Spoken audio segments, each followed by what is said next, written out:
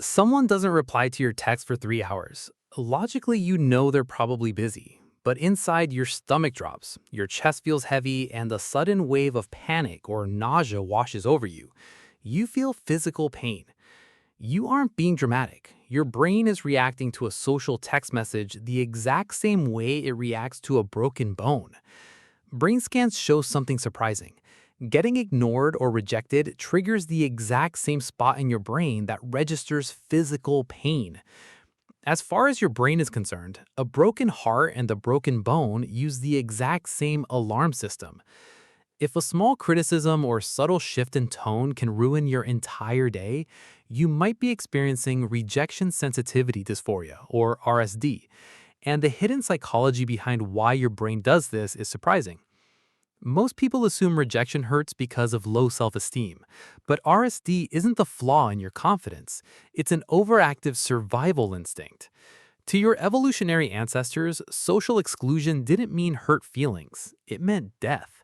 Being cast out from the tribe meant facing predators alone. So the brain evolved a harsh safety feature. Treat any signal of potential rejection as a life-threatening emergency. When you have high rejection sensitivity, your neural alarm system is set to high sensitivity. You aren't just reacting to what someone said. Your brain is actively searching for evidence that you're about to be abandoned, which leads to a habit that feels protective but actually makes the pain worse. Preemptive emotional withdrawal. Have you ever noticed a tiny shift in a friend's voice, assumed they were annoyed with you, and immediately went quiet? Or maybe you canceled plans first, just so you wouldn't risk feeling left out later. Psychologists call this rejection sensitivity hypervigilance. You scan for microexpressions, delayed text responses, or changes in punctuation. But here's the contradiction.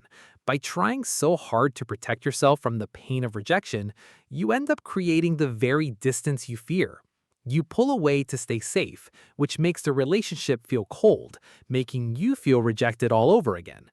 You aren't crazy for reading into the details. Your brain is trying to predict danger so it doesn't get caught off guard.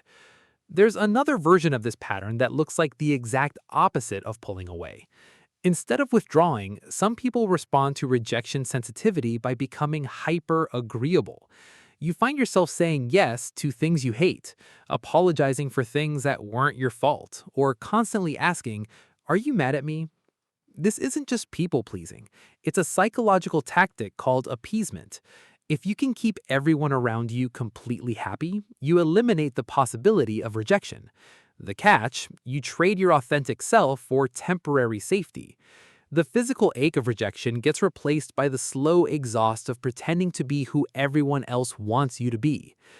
And then there's the habit that feels the most like strength, total independence. I don't need anyone anyway. It's easy to label this as self-reliance, but often extreme self-sufficiency is just rejection sensitivity in disguise. If you never let anyone close enough to matter, they can never hurt you. You build walls and call them boundaries. The strange part is the pain of RSD doesn't come from the actual event. It comes from the narrative your brain attaches to it. When someone cancels plans, an average response is, "That's a bummer, they must be tired." An RSD response is, "They hate me. I shouldn't have invited them. I'm exhausting to be around."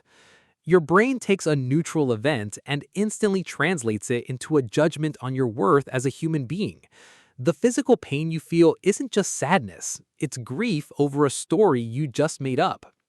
So how do you break the cycle when your brain is hardwired to burn? You start by separating the signal from the story. The physical sensation, the tight chest, the stomach drop, is just neurobiology. It's an alarm going off in an empty room.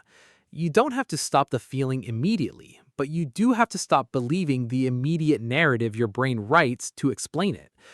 Feeling rejection intensely doesn't mean you're broken or overly sensitive. It just means your brain's ancient protection system is doing its job a little too aggressively. What protected you in the past doesn't have to dictate how you experience your present. Which of these behaviors felt the most familiar to you? Let me know in the comments below.